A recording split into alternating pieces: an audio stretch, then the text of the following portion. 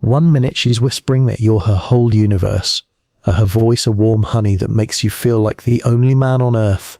The next she's looking at you with the kind of glacial disappointment you'd expect if you'd personally kicked her puppy. The flip is so jarring, so whiplash-inducing, that you start to feel like you're going crazy. The emotional altitude shift from soaring penthouse highs to basement-level lows leaves you breathless and confused. If you've ever felt drunk on a woman's intoxicating affection and then hours later found yourself paralyzed by her sudden, inexplicable cold shoulder, you need to stick around. Those highs and lows aren't random weather patterns. They are not accidents. They're a meticulously controlled climate system, dialed in with deliberate purpose. And by the end of this, you won't just see the dial, you'll understand how to break the machine. Let's be clear from the start. This isn't about bashing an entire gender. Manipulation has no gender, and plenty of men run the exact same playbook of control and confusion. But today we're focusing on a specific dynamic, zooming in on the two powerful levers that are frequently used to keep men emotionally stuck, confused and compliant: seduction and guilt. When used in tandem, these forces create a potent addictive cycle that can feel impossible to escape. Once you learn to spot them, it's like a magician revealing the trick. You see the hidden wires, the false bottoms, and the trapdoor before you're the one plummeting through it. This knowledge doesn't just give you a fighting chance, it hands you the blueprint to reclaim your own reality. Section 1. Why seduction first? Seduction is the bait, but it's far more sophisticated than simple flattery. It's a full-scale psychological campaign known as lovebombing. This is where she showers you with an overwhelming amount of affection and attention right at the start.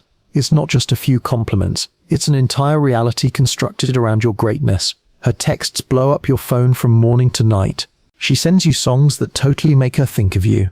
She delivers compliments that feel so laser-cut to your specific personality and insecurities that, you feel seen in a way you never have before. This isn't just about making you feel good. It's about making you feel chosen, special, and understood on a soul-deep level. This intense flood of validation isn't just a feeling, it's a biochemical event. Research shows that this kind of overwhelming attention spikes dopamine in your brain, the same neurotransmitter involved in addiction to things like gambling and cocaine. It also triggers oxytocin, the bonding hormone, creating a powerful feeling of attachment and trust in record time. She's not just getting your attention, she's creating a chemical dependency. Psychologists call this love bombing, and when it's done with manipulative intent, she's not lost in the dizzying heights of a new romance. She is consciously or unconsciously anchoring you to her. The primary goal is simple and ruthless: get you hooked on the intense supply of validation before you ever begin to question the price you'll have to pay to keep it. It's a setup designed to make the withdrawal of that affection feel like a devastating loss. Section 2. The guilt pivot. Once you're thoroughly anchored by the intoxicating seduction, the script flips. The pivot is often subtle at first, then becomes the new normal. Let's say you decide to grab a beer with your friends, a normal activity you've done 1,000 times. You come home, and the warm, adoring woman you left a few hours ago has been replaced by an ice sculpture. There's no yelling, no overt anger. Instead, you get the heavy sigh, the quiet, wounded look, and then the line that's engineered to pierce your conscience: "It's fine, I guess I'm just not a priority anymore." Instantly, you're on the defensive, apologizing for something that shouldn't require an apology, scrambling to fix a problem you didn't create. This is where guilt becomes the leash. Emotional blackmail is a powerful tool where fear, obligation, and guilt are used to control your behavior. Instead of communicating needs directly, she makes you feel responsible for her emotional state. A minor decision, like taking a call from your mom, can be framed as a personal betrayal. She might use the silent treatment to punish you, or bring up your past mistakes as leverage in a completely unrelated argument. The underlying message is always the same: your autonomy is selfish, and your independence hurts her. This constant, low-grade guilt is incredibly effective. Studies and analysis of this dynamic show that a significant number of people will hand over major concessions: their time, their money, their friendships, their passwords, even career opportunities, just to make that awful gnawing ache of being the bad guy go away. Section 3. Intermittent reinforcement. So if it feels so bad, why do you stay? Because the affection, the seduction, the good times, they don't vanish completely. They just become unpredictable. This is the master stroke of the entire manipulation: intermittent reinforcement. Just when you're fed up, confused, and ready to walk out the door, the affection boomerangs back with dizzying intensity.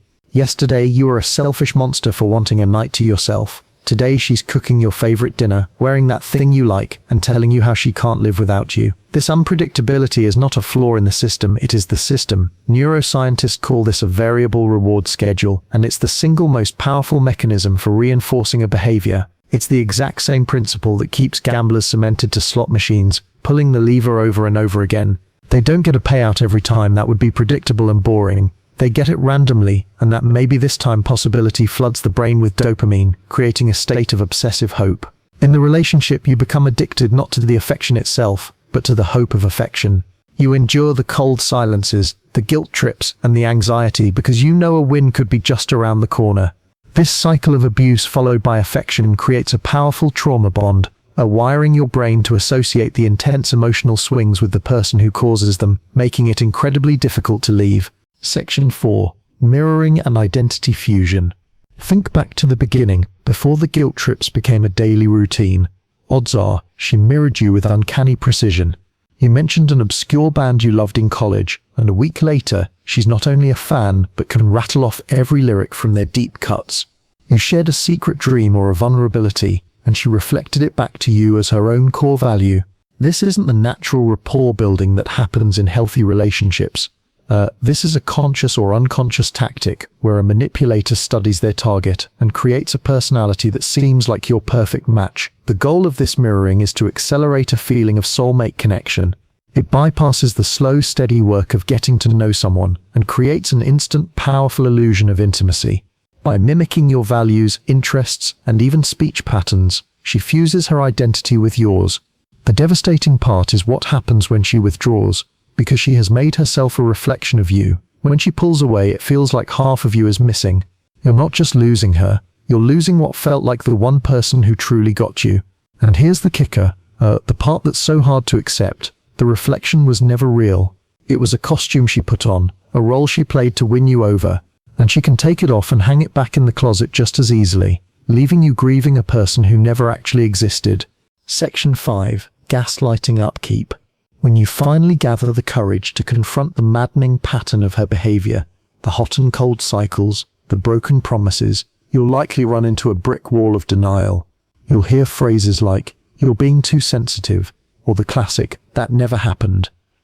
This is gaslighting, a sinister form of psychological manipulation designed to make you doubt your own sanity. It's not just lying, it's the deliberate editing of reality, until you start to trust her version of events more than your own memory. It starts with small denials. She'll dispute the details of a conversation, making you feel like you remembered it wrong. She'll trivialize your feelings, telling you you're overreacting or making things up to get attention. Over time, these small edits create a profound sense of self-doubt. You might stop journaling or confiding in friends because you start to believe your own notes and perceptions must be wrong. Once that seed of self-doubt is planted and watered, control becomes dirt cheap. She no longer needs to work as hard because you've become your own jailer, policing your own thoughts and invalidating your own feelings before she even has to. The long-term effects are corrosive, leading to chronic anxiety, depression, and a complete erosion of your self-trust. Section 6. The cost to you. This kind of emotional servitude doesn't just live in your head, it sends physical invoices to your body. Take a moment and check in with yourself. Is your jaw constantly tight? Do you carry a permanent dull knot in your gut? Do you find yourself awake at 3 a.m. replaying last night's argument in a relentless, exhausting loop? These aren't just signs of stress, they are the physiological symptoms of being in a toxic relationship. The constant state of high alert, of walking on eggshells, floods your body with stress hormones like cortisol. Research and clinical reports show that men stuck in these high-conflict, guilt-driven dynamics report rates of insomnia that are significantly higher than average. Chronic stress weakens the immune system, making you more susceptible to getting sick. It can lead to headaches, digestive issues, high blood pressure, and even an increased risk for serious heart conditions over time.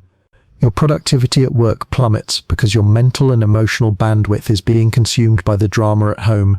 The price you pay isn't just your mood or your happiness, it's your life force. You are trading your physical health, your mental clarity, and your professional ambition for a relationship that is fundamentally designed to drain you. Section 7. Early red flag radar. You can learn to spot this pattern early, before the hooks are set too deep. Here are a few critical red flags to watch for, especially in the first few months. She sketches your joint future with alarming speed. On date 2 or 3, she's already talking about meeting her parents, getting a dog together, or what your kids would look like. This is called future faking, a tactic used to create a false sense of intimacy and security. It makes you feel like the relationship is more serious than it is, hooking you with promises that have no foundation. She sulks or subtly punishes you for small, healthy boundaries. You need to take a call from your mum, or you tell her you need a night to yourself to decompress. A healthy partner respects that. A manipulative one will treat your need for space as a personal rejection. You'll be met with a cold shoulder, a guilt trip, or passive-aggressive comments designed to make you feel bad for having a life outside of her. She keeps score with the precision of a forensic accountant. She remembers every single favor she's ever done for you, every meal she's cooked, every time she was there for you, and she will bring it up as leverage. Relationships are about mutual support, not a running tally of debts and credits. This transactional approach is a sign that her kindness often comes with strings attached. If you tick 2 of these before the 3-month mark, it's a giant warning sign. This is the time to pump the brakes, not hit the gas. Section 8. Detox without drama. Getting out from under this dynamic requires a strategy, not a dramatic explosion. First, become a meticulous journalist of your own reality. Get a private log or use a notes app and write down what actually happens, including dates and direct quotes.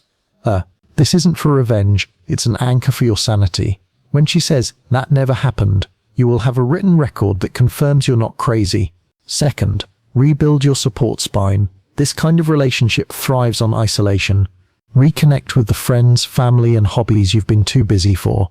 Talk to a therapist, or even find a trusted, anonymous thread on a platform like Reddit. You need outside perspectives to remind you what a normal, healthy interaction feels like. Third, practice setting micro boundaries. You don't have to start with a big confrontational breakup. Start small. If she texts you, wait an hour to reply instead of your usual 10 seconds.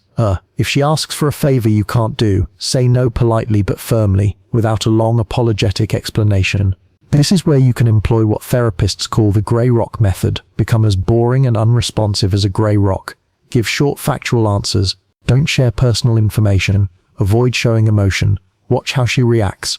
Her anger or frustration will spike, and that will show you exactly where the invisible strings of control are tied. Finally, with this clarity, you have to make a decision. Is there enough genuine reciprocity and goodwill in the relationship to negotiate a real, lasting change? Or are you just spending your life polishing the bars of a cage? If this video hit home, if you felt a jolt of recognition in your gut, slap the like button so the algorithm knows to show this to the next guy who's up late, Googling "why do I feel insane around my girlfriend?" The comments section is a powerful place. Drop your own story down below. Anonymously is perfectly fine. Sharing your experience not only helps you, but it validates the experience of others.